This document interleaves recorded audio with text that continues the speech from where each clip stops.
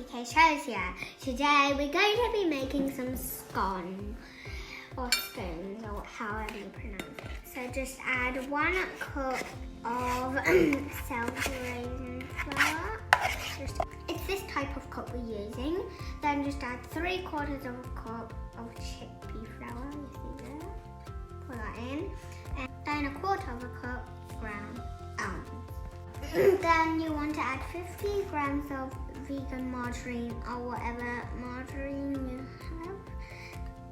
And then I'm just going to then 1 cup of chopped dates, baking powder, and 1 cup of milk, either soy milk or almond milk. We're using soya milk.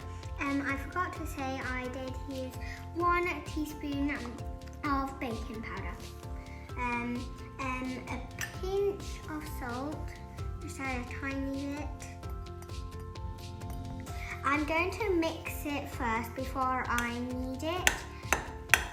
I think that's just about right. Now I'm just going to start kneading it. We did need quite a bit of flour to make it like this dough ball. Now we're just going to roll it into scone shapes using our hands. Then we're just going to leave them to cook. We did spread some margarine so it doesn't stick to the tray when it cooks. I'm rolling them each into small little balls to put it into the tray, ready to cook. We did spread some margarine on top just to help it cook better. Okay, we're going to put it into the oven, 200 degrees.